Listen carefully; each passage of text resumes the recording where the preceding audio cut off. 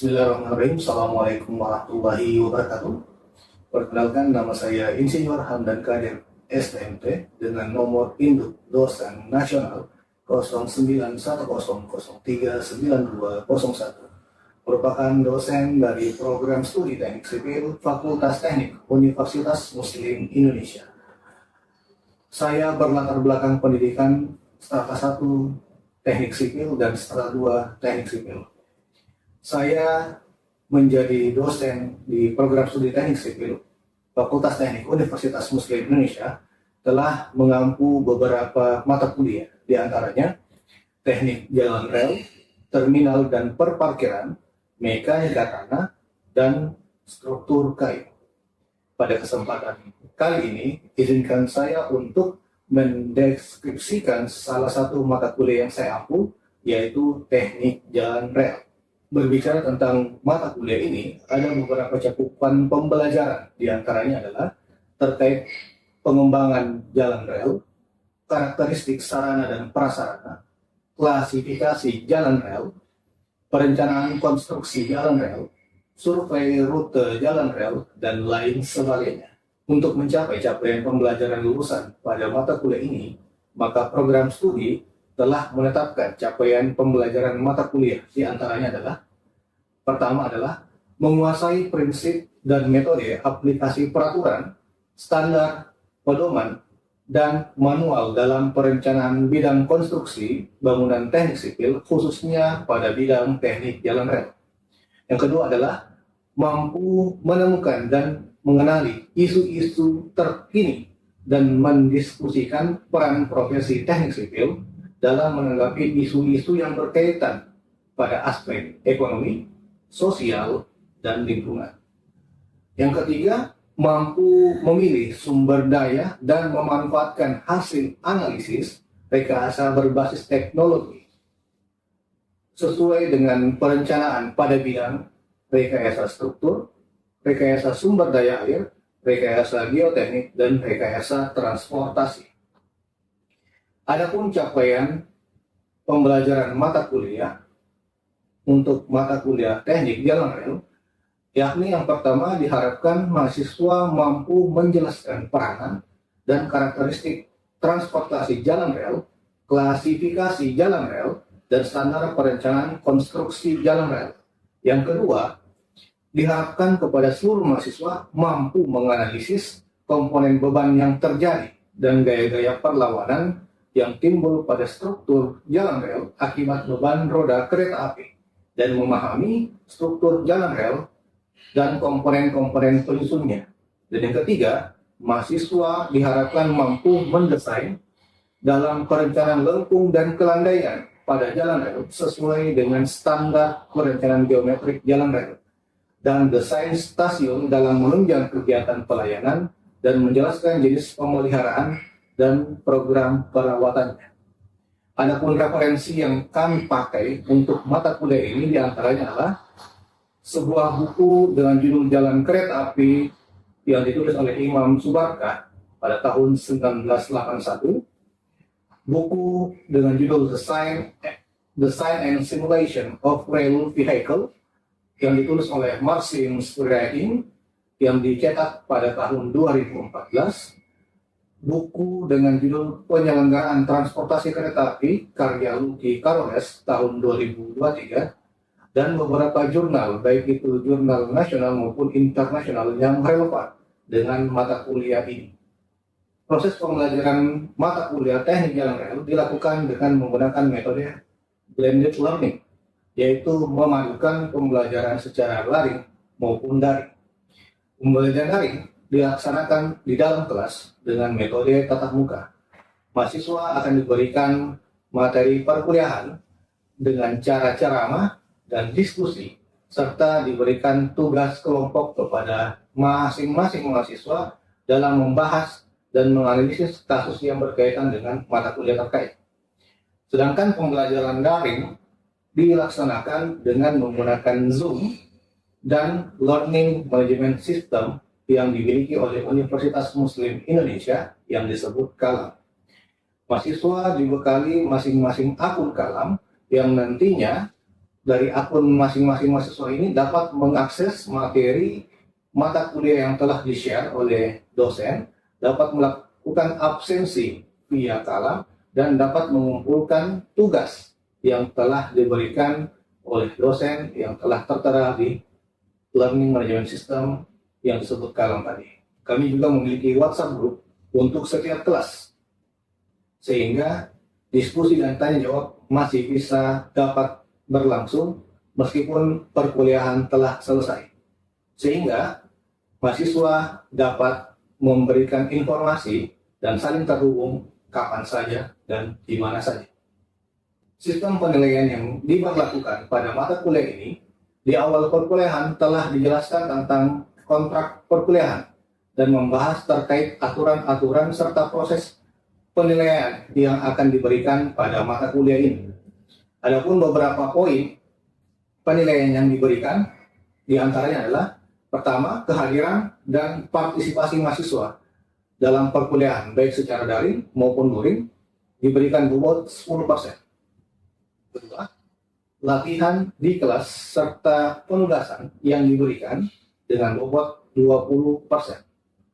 Ujian tengah semester yang diberikan bobot sebesar 35%. Dan ujian akhir semester yang diberikan bobot sebesar 35%. Sistem penilaian kami dilakukan secara transparan dengan memberikan nilai secara langsung baik tugas maupun keaktifan mahasiswa serta kehadiran pada LMS Kalam, yang dimana mahasiswa dapat mengakses penilaian tersebut dengan menggunakan akun masing-masing. Demikian pemaparan deskripsi mata kuliah Teknik Jalan Rel. Semoga informasi ini bermanfaat dan memberikan gambaran yang jelas mengenai apa saja yang akan kita pelajari dan capaian dalam mata kuliah ini. Saya akhiri dengan ucapan Assalamualaikum warahmatullahi wabarakatuh, dan berikut cuplikan proses pembelajaran mata kuliah Teknik Jalan Rel yang saya lakukan. Terima kasih. Bismillahirrahmanirrahim. Assalamualaikum warahmatullahi wabarakatuh. Waalaikumsalam warahmatullahi wabarakatuh. Oke, baik. Sebelum kita mulai perkuliahan kita pada hari ini, baiknya kita berdoa terlebih dahulu. Semoga perkuliahan kita pada kesempatan hari ini dapat berjalan dengan lancar. Kepada ketua kelas, dimohon untuk memimpin doa. Sebelum kita memulai materi pertemuan hari ini, maka kita membaca doa terlebih dahulu. Subhanallah walhamdulillah wa la ilaha illallah wallahu akbar. A'udzu billahi minasy syaithanir rajim. Bismillahirrahmanirrahim. Alhamdulillahi rabbil alamin. Allahumma shalli ala sayyidina Muhammad wa ala ali sayyidina Muhammad.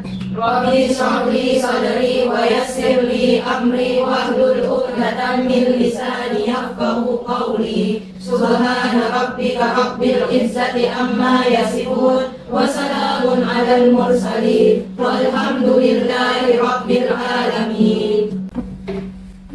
Amin ya rabbal alamin. Hari ini kita akan melanjutkan materi pertemuan selanjutnya, yang dimana materi ini kita masuk ke materi pertemuan kedua. Sebelumnya telah kita bahas materi pertemuan pertama terkait jenis-jenis kereta api. Ada juga sudah kita bahas tentang sejarah dari kereta api baik ruang lingkup nasional dan internasional. Pertemuan kedua kali ini kita akan membahas tentang karakteristik lokomotif dan gerbong kereta api, yang dimana capaian pembelajaran yang akan kita ingin capai yaitu mampu menjelaskan peranan dan karakteristik transportasi jalan rel, klasifikasi jalan rel, dan standar perencanaan konstruksi jalan rel. Sedangkan sub capaian pembelajaran mata kuliah kita pada hari ini adalah semoga mahasiswa mampu mendapatkan penjelasan dari sarana dan prasarana dari kereta api secara umum, entah itu dari lokomotifnya sendiri, gerbong, atau mungkin sarana pendukung lainnya. Oke, kita akan masuk ke materi pada kesempatan hari ini. Sebelumnya, teman-teman sudah tahu tidak tentang sarana dan prasarana secara umum? Tahu atau tidak? Tahu ya, cukup tahu ya. Karena sarana dan prasarana itu kan di segala model alat transportasi kan kita sudah sering melihatnya begitu. termasuk untuk kereta api. Meskipun cenderung sangat baru juga di Sulawesi Selatan, tapi paling tidak kita pernah melihat setidaknya mungkin di sosial media atau mungkin ada yang merasakan langsung ketika naik kereta api di luar, gitu ya. Kalau kita berbicara tentang sarana, maka fokus kita ke alatnya, ya. Terus kalau kita berbicara tentang prasarana, itu kita berbicara tentang pendukung dari alat itu. Jadi ada alatnya, dalam hal ini kereta api secara utuh. Ada juga infrastruktur yang mendukung alat ini.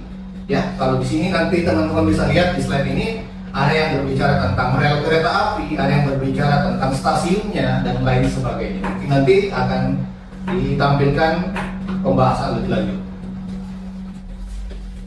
Oke, sebelumnya kita sudah membahas tentang kereta api. Boleh disebutkan kereta api apa saja yang telah kita bahas kemarin? Ada kereta api uap, apalagi? Ada kereta api diesel, ada lagi kereta api listrik, ada lagi kereta api ya berbasis baterai, dan yang terakhir ada yang lebih, ada juga uap, ada juga levitasi magnetik ya. Kalau kita berbicara tentang jenis kendaraan dalam hal ini kereta api, pasti berbeda lokomotifnya. Ya, lokomotif itu apa? Mesin ya, penggerak ya, yang akan menggerakkan kereta api ini. Lokomotif itu sendiri ada macamnya, tergantung dari jenis kereta api yang tadi disampaikan sebelumnya. Di sini ada lokomotif dengan jenis diesel, yang dimana diesel ini ada dua lagi, ada diesel elektrik dan diesel mekanik. Ada juga lokomotif elektrik, ada yang jenisnya pantograf, ada juga yang third rail.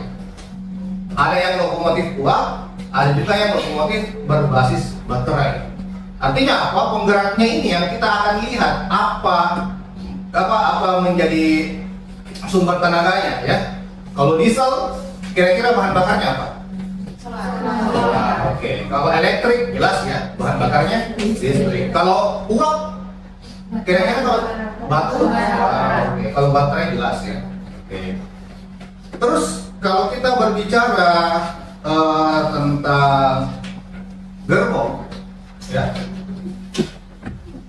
tahu yang dibilang gerbong tadi, lokomotif kita sebut sebagai penggeraknya. Kalau gerbong ada yang tahu?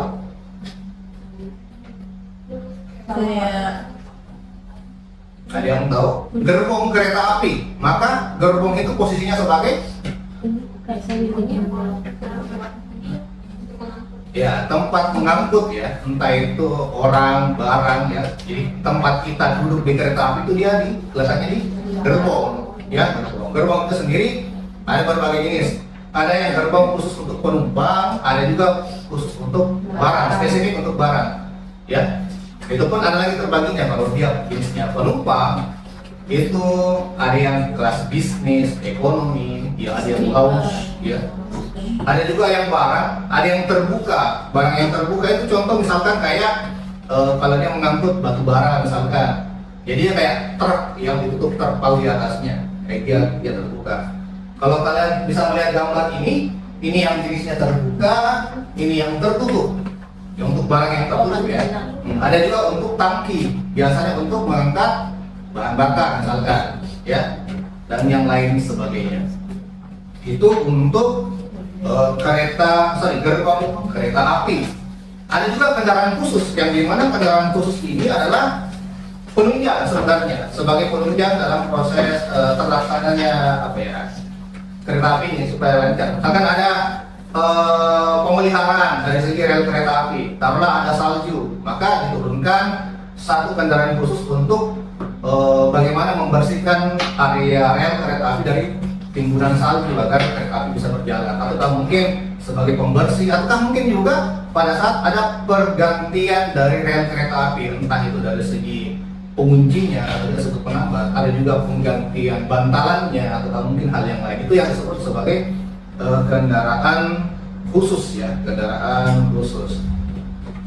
Itu yang kita bahas dari segi sarananya. Jadi ada Tadi dari segi lokomotif, ada yang dari gerbong, ada dari kendaraan khusus. Teman-teman bisa dibedakan ya. Tadi lokomotif sebagai alat penggerak. Oke, thank you. Terus gerbong sebagai alat pengangkut. Oke, thank you. Sebelum kita lanjut ke prasarana, mungkin ada yang mau ditanyakan terkait sarana terlebih dahulu mungkin. Silakan sebutkan namanya dan pertanyaannya. Perkenalkan, nama saya Nurul Salsabilansa. Saya ingin bertanya tentang lokomotif diesel.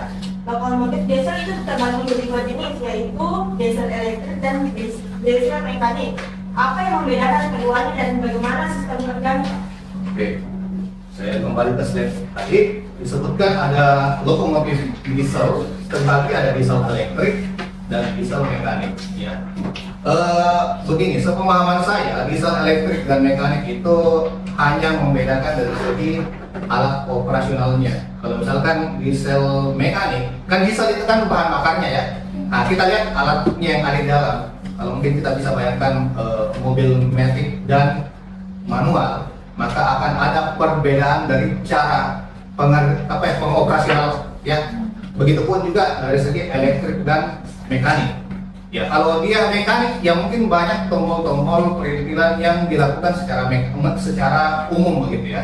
Tapi kalau dia elektrik, ada alat penunjangnya. Kalau pernah teman-teman mendengar di pesawat ada yang dibilang autopilot, bagaimana caranya kereta api itu, bagaimana caranya pesawat itu bisa terbang secara stabil karena mengaktifkan autopilot itu sendiri. Nah, kalau kita berbicara di kereta api, maka mungkin sustainable-nya, keseimbangan dari kereta api ini bisa terjaga karena di kereta api yang berbasis elektrik itu dia punya yang namanya automatic train control atau ATC. Artinya itu yang menjaga, dan itu yang mungkin sebagai penunjang dalam proses pengoperasional kereta api. Jadi satu yang mungkin masih menggunakan ya alat-alat yang masih sederhana, misalkan satu yang ditunjang dengan elektrikal. Sepemahaman saya seperti itu tentang diesel elektrik dan diesel mekanik. Ya, untuk pertanyaan tadi yang ada dari saudara Nurul, mungkin ada yang ingin disampaikan lagi, yang mau ditanyakan lagi terkait pertanyaan ini dari segi sarana.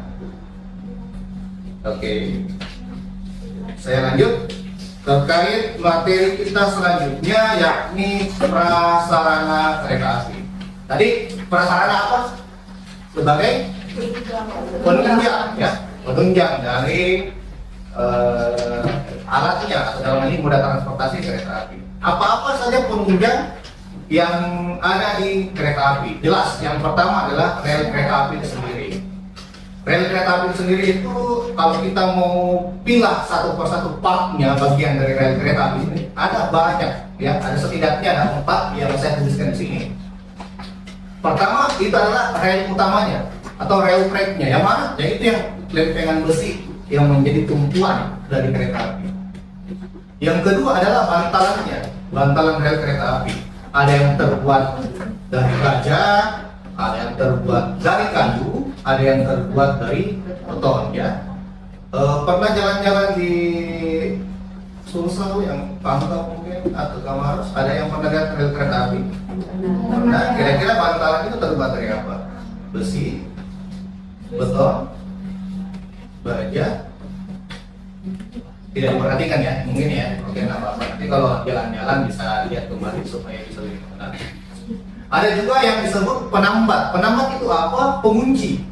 Pengunci antara rel utama atau rel track ya dengan bantalan, supaya ketika kereta api digunakan kereta api lewat di atas relnya tidak terjadi goyang begitu kan. Kalau misalkan relnya goyang, misalkan karena mungkin penambatnya tidak dipasang dengan baik, maka bisa berpotensi terjadinya kecelakaan. Ya, salah satunya adalah bisa saja kereta api keluar dari relnya sehingga membuat kereta api bisa jatuh dan sebagainya. Dan yang terakhir adalah pengatur ketinggian rel. Ya, medan dalam kereta api itu tidak selamanya dia levelnya rata ya. Kadang posisi tertentu dia harus turun, kadang juga harus naik. Ya, untuk mengantisipasi setidaknya dari segi strukturalnya tidak bisa berfungsi dengan baik, maka ada alat yang digunakan untuk menunjang itu ya. Ada yang kita sebutnya rail base dan underline gitu. Ada juga yang kita sebut stasiun kereta api. Tadi dijelaskan di awal, kereta api itu ada yang digunakan untuk mengangkut orang, ada juga untuk barang ya. Kereta api ataukah ya stasiun kereta api itu terbagi-bagi ya.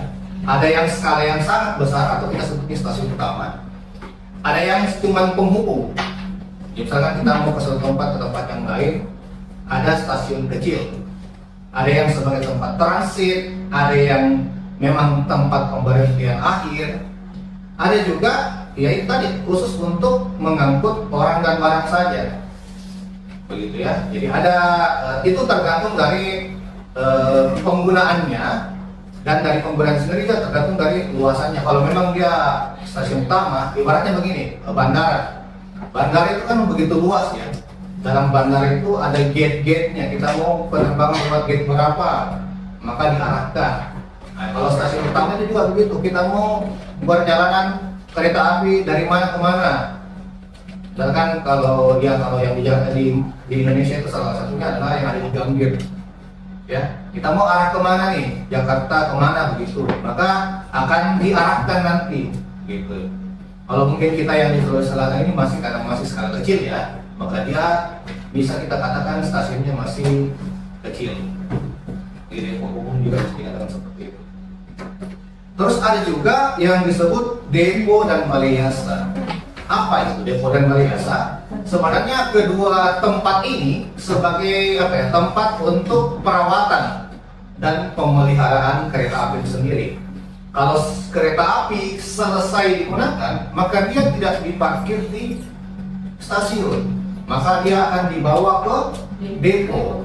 Sebagai apa? Untuk pemeliharaan, misalkan mungkin pembersihan atau mungkin pemeriksaan kelengkapan dari kereta api sendiri, pengisian bahan bakar, ya itu adalah bentuk pemeliharaan dari kereta api itu sendiri.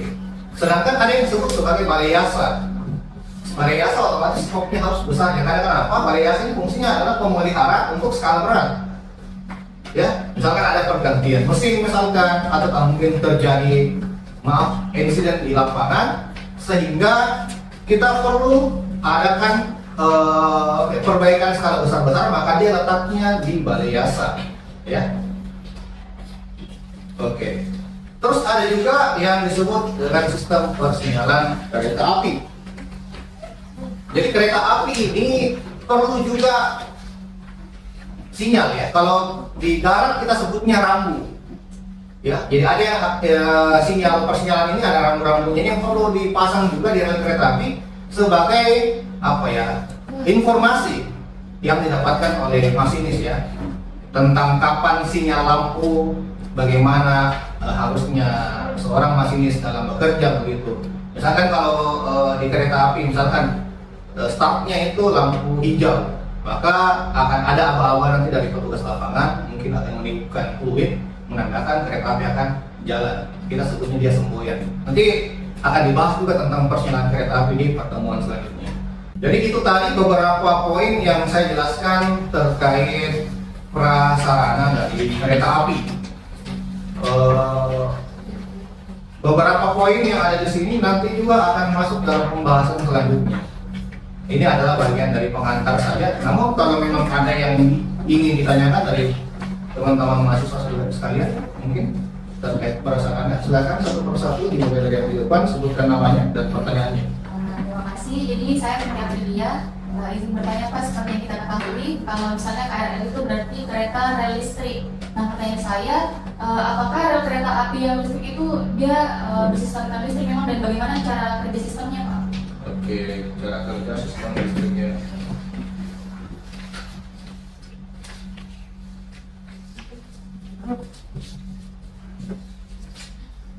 Oke, mungkin saya jawab satu dulu, nanti selanjutnya bisa ditanyakan kembali dari saudara Pungki, bagaimana cara kerja sistem kereta api listrik ya, kurang lebih begitu ya? Ya, apakah relnya Pak? Ya, oke. Jadi kalau kita berbicara tentang kereta api listrik, maka kita akan berbicara di mana arus listriknya. Ada yang meletakkannya di kabel, ada juga yang meletakkannya di rel. Ya, kalau saya coba kembali di slide tentang lokomotif tadi, lokomotif elektrik. Kalau dia pantograf, dia itu menggunakan aliran listriknya berasal dari kabel. Kalau kita lihat gambarnya seperti yang di sini. Ini gambarnya, bisa kita lihat ada apa ya? Ada aliran listrik yang berasal dari atas. Kalau kita berbicara tentang arus listrik yang berasal dari rel, ini yang biasa dipakai kereta cepat seperti ini. Ya, jadi dia arus listriknya itu diantarkan melalui relnya. Jadi ada pembangkit listrik yang tersambung ke dalam rel sehingga itu yang menjadi tenaga dalam kereta api listrik itu sendiri. Mungkin kurang lebih seperti itu yang saya bisa jawab. Pertanyaan selanjutnya. Baik, perkenalkan nama saya Kaisa. Dan saya akan bertanya mengenai di kereta api yaitu bantalan. Apa saja pertimbangan dalam pemilihan bantalan itu? Karena di sini ada terbagi 3 bantalan, yaitu bantalan kayu, baja dan beton. Manakah yang paling bagus strukturnya bila diletakkan di jalan rel, Pak? Oke, terima kasih. Terkait bantalan ya, tadi ada 3 macam, ada baja, ada beton, dan ada juga kayu. Fungsi dari masing-masing bantalan itu sebenarnya tergantung dari jenis kereta api yang digunakan. Transformasi dari bantalan kayu itu di awal pertama kali kereta api itu digunakan, contoh kayak kereta uap, karena penemu sebelumnya menggunakan kayu terlebih dahulu. Namun semakin waktu berjalan, maka dia menggunakan baja untuk keawetan dari kayu tersebut, karena dari rel kereta tersebut, karena seperti yang kita tahu kayu itu gampang larut ya. Untuk penggunaan beton sendiri itu tergantung dari jenis kereta apinya. Contoh kalau kereta api cepat yang ada di Jakarta sekarang itu dia juga menggunakan bantalan beton di dalamnya. Jadi kalau menurut saya kapan penggunaan bantalan itu tergantung dari jenis kereta apinya. Terus apakah yang mana lebih kuat itu lagi tergantung lagi dari jenis kereta apinya, karena jenis kereta api menentukan juga beban yang dapat diterima. Mungkin kurang lebih seperti itu dari saudara Dr. Yusa, dan tadi pertanyaan dari Bungki. Masih ada yang ingin ditanyakan mungkin terkait materi kita pada kesempatan hari ini? Oke, jika tidak, saya akan memberikan tugas kepada teman-teman sekalian untuk dijadikan sebagai bahan evaluasi kita pada hari ini. Silakan nanti dicek di akun Kalam, karena saya sudah memberikan tugas. Kurang lebih tugasnya seperti ini, menentukan jenis kecelakaan ya, baik itu yang terjadi di Indonesia maupun yang ada di luar negeri. Silakan menuliskan kronologinya, bagaimana kalian menganalisa kira-kira kecelakaan yang terjadi itu apakah pure karena fasilitasnya ataukah mungkin ada hal yang lain. Tadi kita membahas tentang sarana dan prasarana ya. Mungkin seperti itu yang bisa saya sampaikan pada kesempatan hari ini. Sebagai penutup, silakan ketua kelas untuk membaca doa. Sebelum mengakhiri materi hari ini, marilah kita berdoa terlebih dahulu. Berdoa dimulai. Subhanallah walhamdulillah wa la ilaha illallah wallahu akbar. A'udzu billahi minasyaitonir rajim. Bismillahirrahmanirrahim. Alhamdulillahi rabbil alamin. Allahumma shalli ala sayyidina Muhammad wa ala ali sayyidina Muhammad. Allahumma faqihni ma 'allamtani wa 'allimni ma yanfa'uni warzuqni ilman yanfa'uni. Subhana rabbika rabbil izzati amma yasifun wa salamun 'alal mursalin walhamdulillahi rabbil alamin. Amin. Oke, baik, sekian pada kesempatan pembelajaran kita pada hari ini. Kemudian kurangnya mohon maaf. Saya ingin mengucapkan assalamualaikum warahmatullahi wabarakatuh. Waalaikumsalam warahmatullahi wabarakatuh.